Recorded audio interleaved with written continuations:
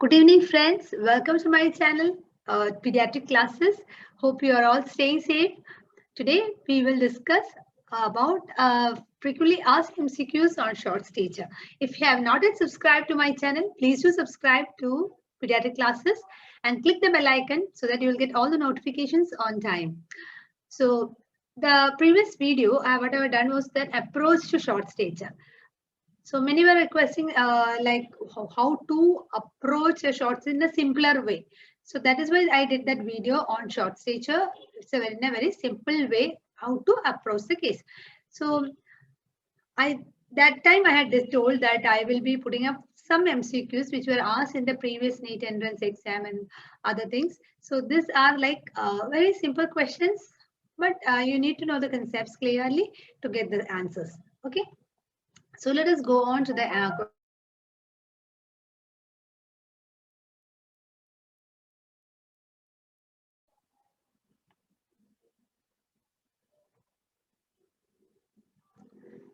Okay, first question. What is the most common cause of short stature?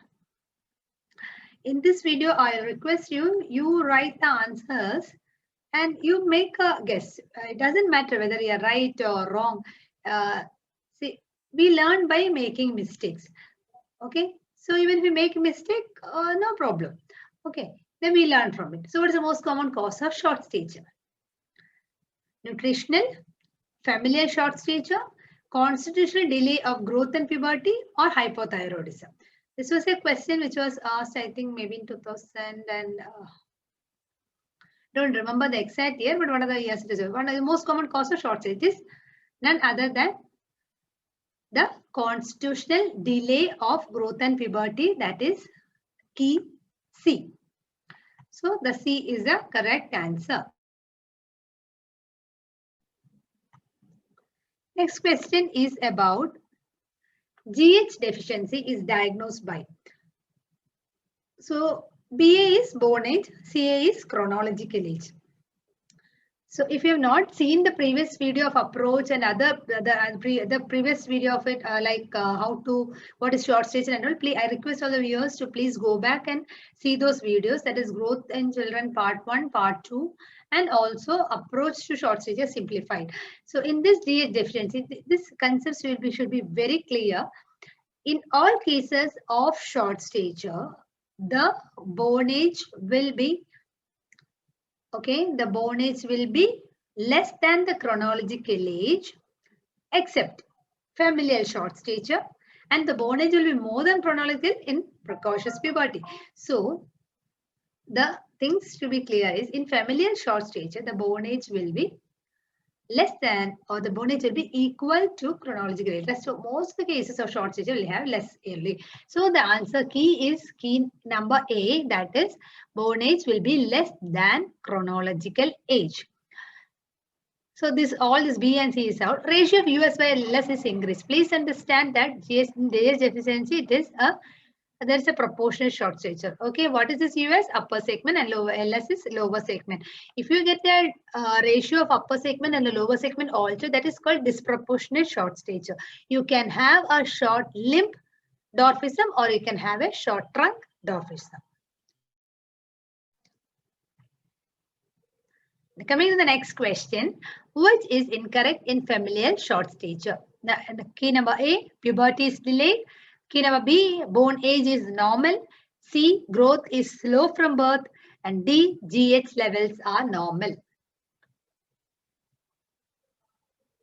I'm pausing for a while here. While you see the video, you can actually give a pause and you can consider or think about the diagnosis and then commit an answer and then see the answer here to the rest of the video. So in this things, what is about familial short stature? In familial short stature, we get the history of short stature in the family, but there is no history of delayed puberty in the family, and the puberty in the child is also attained at the normal time. So that actually clinches the answer, that is the puberty is delayed. That is incorrect. Born age is normal. I told you previously only the born age will be equal to the chronological age in case of familial short stature. Growth is slow from birth. Yes. And GH levels are normal. Coming to the next question, cretinism is. You know, cretinism is congenital hypothyroidism. So it is a disproportionate dwarfism, short stature with long trunk, short stature with short trunk, short stature with okay, there's a typo mistake here. So you will just redo it as short stature with long limbs. Okay. So here we should understand what is meant by proportionate short stature. As I have already discussed, the normal ratio of upper segment and lower segment, if it is maintained, it is called a proportionate short stature. Whereas when the ratio is not maintained, it is actually called disproportionate short stature. In a case of disproportionate short stature, what happens?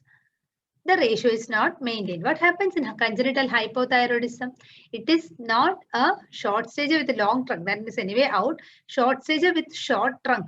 No, it is actually a short limb dwarfism, not a short trunk dwarfism. Short trunk dwarfism is like achondroplasia, other things. So this means all this rest of BCD keys are out.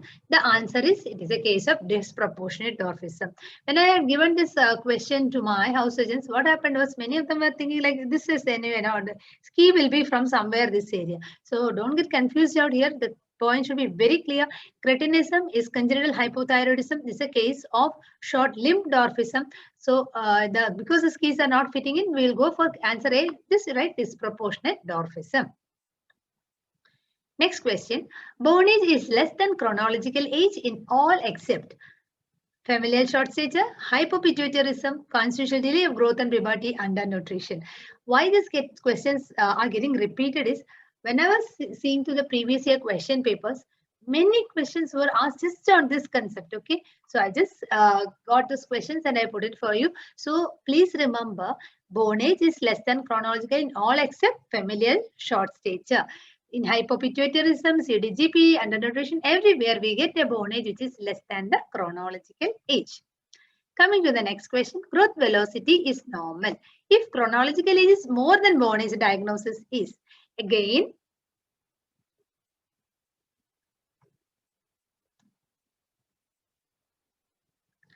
sorry, yeah, that's right. So growth velocity is normal. If chronological age is more than bone age, the diagnosis is.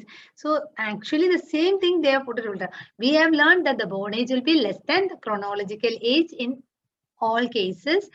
But here you will ask me, ma'am, the CA is more than BA. Diagnosis can be CDGP, hypopituitarism, and hypothyroidism. Genetic short stature is out because in genetic short stature, we know the chronological age will be equal to the bone age. But please note here the first sentence, the growth velocity is normal. That means it is a case of physiological short stature. So there are only two diagnoses. So growth velocity normal, and if the BA and CA are normal or equal, it is familial short stature. But the growth velocity is normal, and if the chronological age is more than bone age, or rather the bone age is less than the chronological age, the diagnosis is constitutional delay of growth and puberty. Next question. Which is true about constitutional delay in growth and puberty? Number 1, neonates with constitutional delay show abnormalities at birth. Number 2, IGF levels are low for chronological age. Number 3, bone age is normal. Number 4, IGF levels are normal for bone age. When you see here only, one question which can be out is neonates with constitutional delay show abnormal. They don't show any abnormalities at birth. And the other one is bone age is normal. That is also false. But now we get confused between IGF levels are low for chronological age or IGF levels are low for bone age. So that's why in the previous video also, just a tip to remember, just remember IGF levels and bone age something correlate. So here we can say IGF levels and bone age. So bone age are low for chronological age, like that. So the answer is answer key number B, where the IGF levels are low for the chronological age of the child.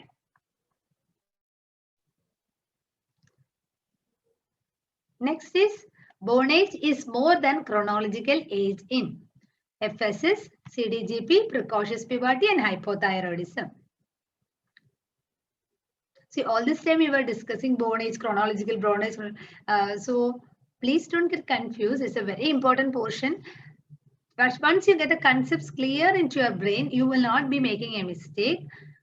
I'm telling again, if the born age is in most of the cases or short stature, the born age will be less than chronological age, except in case of familiar short stature, where it is both are equal, born age and chronological age are equal, and born age will be more than chronological age in precocious puberty. The answer is key number C. So these are the questions and these are the keys. First, I'll discuss all the answers at the end. But then it is better we give a pause and discuss so that you are able to see the keys also and we are able to discuss the keys also. Hope this session was useful for you. And if you have not yet subscribed to the channel, please do subscribe. And another thing is write down the relevant points in a small notebook so that even if it is undergraduates or if it NEET aspirants, you can have a quick revision of the facts.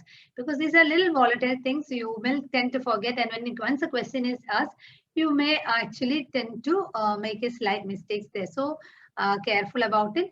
And that's all about this. Thank you and take care.